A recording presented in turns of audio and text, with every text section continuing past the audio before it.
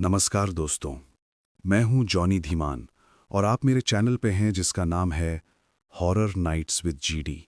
और जहां आप सुन रहे हैं कहानी, वो भी मेरी जुबानी। दोस्तों, हम हर बार बड़ी मेहनत से आपके लिए एक दिल दहला देने वाली हॉरर स्टोरी बनाते हैं। तो अगर आप हमारी यानी horror nights with GD channel की कहानियां एंजॉय करें तो हमारे चैनल को सब्सक्राइब कीजिए और हमारी लेटेस्ट वीडियोस की नोटिफिकेशन के लिए बेल आइकन दबाना मत भूलना। फरीदाबाद कोई डरावना शहर नहीं है। ये शहर मशीनों की आवाज़ों, भीड़ भाड़ और रोज़मर्रा की जल्दबाजी से बना है। यहाँ लोग डर से ज़्यादा आदतों में जीते हैं। इसलिए जब कुछ गलत होता है तो अक्सर समझने में देर लगती है। भैरव भी ऐसा ही एक साधारण लड़का था।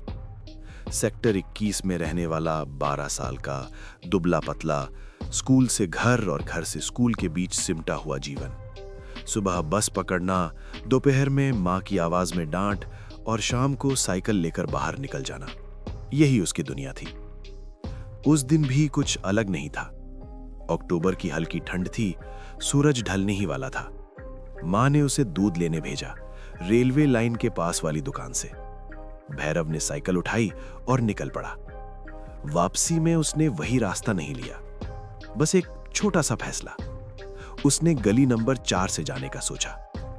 वो गली पुरानी थी, संकरी थी और वहां अक्सर लोग नहीं होते थे। चलते हुए उसे अजीब लगा कि उसकी साइकिल की चेन की आवाज बहुत तेज सुनाई दे रही है, जैसे बाकी सारी आवाजें अचानक गायब हो गई हों। तभी उसे लगा कोई उसके पीछे है। उसने पलटकर देखा, कोई नहीं था, बस एक बंद घर, पीली स्ट्रीट लाइट और जमीन पर पड़ा एक पुराना टूटा हुआ जूता। भैरव हंसा खुद पर। घर पहुंचते ही सब सामान्य था। मां ने दूध ले लिया, पिता टीवी देख रहे थे। किसी ने नहीं पूछा कि रास्ता बदला क्यों। लेकिन उस रात जब वो सोने गया, उसे बार बार यही लगा कि कोई उसके पीछे खड़ा है। और सबसे अजीब बात यह थी, उसे डर नहीं लग रहा था, बस एक अजीब सी असहजता थी, जैसे कुछ शुरू हो चुका हो। अगली सुबह भैरव थोड़ी देर से उठा। उसे रात भर नींद आती जाती रही थी। बार बार आंख खुलती और हर बार ऐसा लगता जैसे कमरे में कोई हलचल हुई हो। लेकिन जब वो देखता, सब वैसा ही होता। स्कूल पहुंचकर उसने राहत की सांस ली।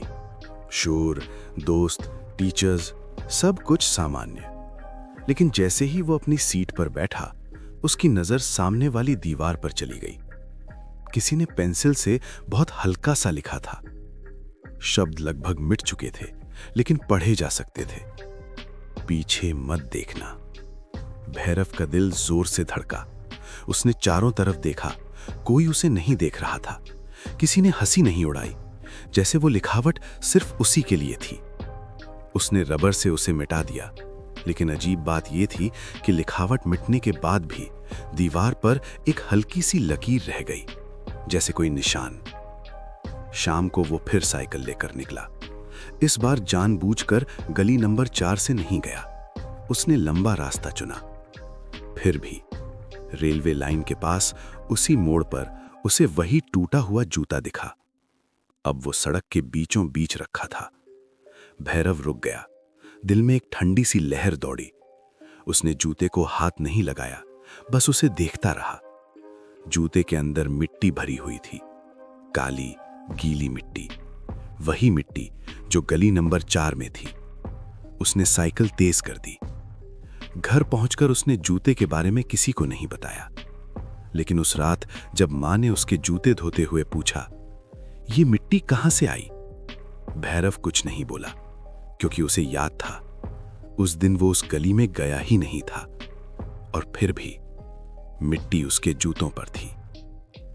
रात को बिस्तर पर लेटे हुए उसे फिर वही एहसास हुआ, जैसे कोई उसके बहुत करीब खड़ा है। और इस बार उसे लगा कि वो अकेला नहीं है। अब भैरव को यह समझ आने लगा था कि समस्या गली नंबर 4 तक सीमित नहीं थी, वो उसके साथ चलने लगी थी।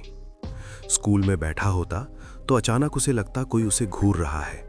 वो सिर उठाता, कोई नहीं। टीचर बोर्ड पर लिख रही होती, दोस्त आपस में बात कर रहे होते, सब कुछ सामान्य, लेकिन उस सामान्यपन के पीछे एक अजीब दबाव, जैसे हवा भारी हो गई हो। सबसे ज्यादा अजीब आईना हो गया था। सुबह ब्रश करते समय भैरव ने देखा उसकी आंखों के नीचे काले घेरे गहरे हो गए थे। उसने पास जाकर ध्यान से देखा। पल भर के लिए उसे लगा कि आईने में उसका चेहरा थोड़ा देर से हिला। वो पीछे हटा, आईना फिर सामान्य था। उसने खुद को समझाया, नींद पूरी नहीं हुई है बस। लेकिन शाम को जब वो छत पर टहल रहा था, वो एहसास लौट आया। फरीदाबाद की छतें कभी शांत नहीं होती। कहीं कुत्ते भौंकते हैं, कहीं टीवी की आवाज आती है। लेकिन उस शाम गली नंबर 4 की दिशा से अजीब सी खामोशी उठ रही थी। स्ट्रीट लाइट बंद थी। अंधेरे में उसे लगा कोई नीचे खड़ा है। भैरव ने ध्यान से देखा, कोई दिखाई नहीं दिया। लेकिन तभी उसने साफ महसूस किया कि कोई उसे देख रहा है। उसका नाम नहीं लिया गया, कोई आवाज नहीं आई, फिर भी उसके कानों में एक हल्की सी गूंज हुई, जैसे किसी ने उसके दिमाग में फुसफुसाया हो, मत देखना। भैरव का गला सूख गया। वो छत से नीचे भागा, दरवाजा बंद किया, बत्ती जलाई। कमरा रोशन था, सब कुछ सुरक्षित था। फिर भी उस रात उसने कंबल सिर तक ओढ़ लिया। इसलिए नहीं कि उसे अंधेरे से डर लग रहा था, बल्कि इसलिए कि उसे डर था अगर उसने आंखें खोली तो शायद कोई पहले से देख रहा होगा। भैरव अब पहले जैसा नहीं रहा था। मां को यह सबसे पहले समझ आया। वो कम बोलने लगा था, रात को बार बार जाग जाता और हर बार घर से बाहर निकलते समय पीछे मुड़कर देखता, जैसे ये तय कर रहा हो कि कोई उसके साथ तो नहीं निकल रहा। एक शाम उसके पिता दफ्तर से कुछ फाइलिंग घर ले आए। नगर निगम में काम करते थे तो ऐसा कभी कभी हो जाता था। फाइलें खाने की मेज पर रखी थीं, मोटी, धूल भरी, पुरानी। भैरव का ध्यान यूं ही चला गया। उसे नक्शे अच्छे लगते थे। उसने एक फाइल खोली। अंदर फरीदाबाद के पुराने सेक्टरों का नक्शा था, हाथ से बना हुआ। स्याही जगह जगह फैल चुकी थी। उसने सेक्टर 21 ढूंढा। फिर उसकी नजर ठिठक गई। गली नंबर 4। उसके ऊपर लाल स्याही से एक गोला बना था। नीचे लिखा था 1989, बच्चा गायब। भैरव का दिल जोर से धड़का। उसने पन्ना पलटा। अगले पन्ने पर एक नाम था, भैरव।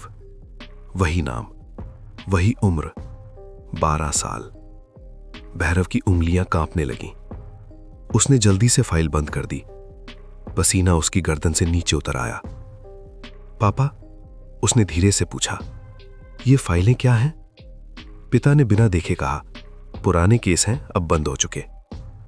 ये बच्चा मिला था? भैरव ने पूछा। पिता थोड़ी देर चुप रहे, फिर बोले, नहीं। उसी रात भैरव ने सपना देखा। वो गली नंबर 4 में खड़ा है। पीछे से किसी के कदमों की आवाज आ रही है। वो मुड़ना चाहता है लेकिन शरीर नहीं हिलता। और तभी किसी ने उसके कान के पास फुसफुसाया, अब तुम्हारी बारी है। भैरव चीख कर उठा। आईने की तरफ देखा। आईने में उसका चेहरा नहीं था, बस खालीपन। उस रात के बाद भैरव ने आईने में देखना बंद कर दिया। सुबह तैयार होते समय वो सर झुकाकर ब्रश करता, हाथ धोते वक्त आंखें बंद रखता। उसे डर नहीं लग रहा था कि आईने में कुछ दिखेगा। उसे डर लग रहा था कि कुछ नहीं दिखेगा। मां ने देखा कि वो खाना ठीक से नहीं खा रहा। पिता ने सोचा ये उम्र का असर है, लेकिन भैरव जानता था ये उम्र नहीं थी। एक शाम मां ने उसे आवाज दी, भैरव, जरा बाहर कचरा फेंका।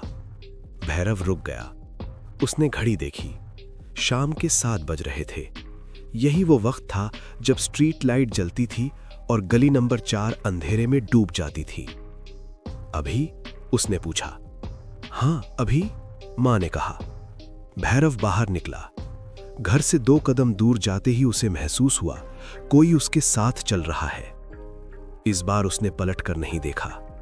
उसे पता था जो भी है अगर दिख गया तो शायद वापस नहीं जाएगा। उसने तेज तेज कदम बढ़ाए, कचरा फेंका, वापस मुड़ा। तभी उसे अपने पीछे सांस लेने की आवाज सुनाई दी, बहुत पास। उसकी नहीं थी। भैरव के होंठ हिले, लेकिन आवाज नहीं निकली। और उसी पल उसे एहसास हुआ, उसके कंधे पर हाथ रखा गया है। हाथ ठंडा नहीं था, ना ही भारी, बल्कि बहुत जाना पहचाना, जैसे उसका अपना हाथ। उसने आंखें बंद कर लीं। जब आंखें खोलीं, वो अपने कमरे में था, बिस्तर पर बैठा। घड़ी देखी, रात के 11 बज रहे थे। उसके जूतों पर काली मिट्टी लगी थी और दीवार पर उंगलियों से लिखा था, अब मैं बाहर नहीं हूं। भैरव समझ गया, वो चीज उसे देखने नहीं चाहती थी, वो उसकी जगह लेना चाहती थी। भैरव उस रात सोया नहीं। वो बिस्तर पर बैठा रहा, घुटनों को सीने से लगाए दीवार पर लिखे शब्दों को देखता हुआ। अब मैं बाहर नहीं हूं। उसे अब डर नहीं लग रहा था। डर की जगह एक अजीब सी स्पष्टता आ गई थी, जैसे कोई बात समझ आ गई हो। सुबह जब मां ने उसे जगाया तो उसने जवाब नहीं दिया। दूसरी बार आवाज दी, तब भी नहीं। तीसरी बार दरवाजा खोला गया। भैरव बिस्तर पर बैठा था, आंखें खुली थीं, सब कुछ सामान्य। ठीक है? मां ने पूछा। भैरव ने सिर हिलाया, लेकिन मां को कुछ अजीब लगा। वो उसका बेटा था, पर वैसा नहीं। स्कूल जाने से पहले भैरव आईने के सामने खड़ा हुआ। कई दिनों बाद आईने में अब कोई देरी नहीं थी, कोई खालीपन नहीं था। सब कुछ सही था, बहुत ज्यादा सही। उसी दिन शाम को गली नंबर 4 में एक लड़का देखा गया, साइकिल पर, 12 साल का। लोगों ने ध्यान नहीं दिया, ये फरीदाबाद है, यहां बच्चे आते जाते रहते हैं। लेकिन उस लड़के ने चलते चलते एक पल के लिए पीछे देखा और मुस्कुराया। कुछ दिनों बाद भैरव गायब हो गया। कोई शोर नहीं, कोई संघर्ष नहीं। उसके कमरे में सब कुछ वैसा ही था, किताबें, बैग, जूते। बस आईना गायब था। पुलिस केस बना, फाइल बंद हुई, साल बीत गए।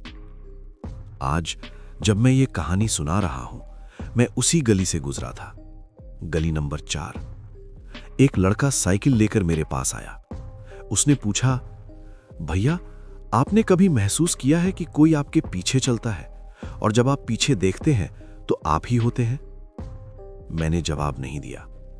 मैं पीछे नहीं देखा, क्योंकि अब मैं जानता हूं, कुछ गलियां रास्ते नहीं होती, वे बदलाव होती हैं, और हर बार कोई ना कोई पीछे रह जाता है। हमारी आज की कहानी आपको कैसी लगी? आप मुझे कमेंट बॉक्स में कमेंट करके जरूर बताना। तो जल्दी से चैनल को सब्सक्राइब कर लो। अगर आपके पास भी कोई कहानी है, जैसा कि ज्यादातर लोगों के पास होती है, या कोई सच्ची घटना का अनुभव है, और अगर आप चाहते हैं कि मैं उसको अपने चैनल पे शेयर करूं, तो आप अपनी कहानी मेरे ईमेल पे भेज सकते हैं। मेरा ईमेल कमेंट में पिन किया हुआ है। अगली बार फिर मिलेंगे एक नई कहानी के साथ। धन्यवाद।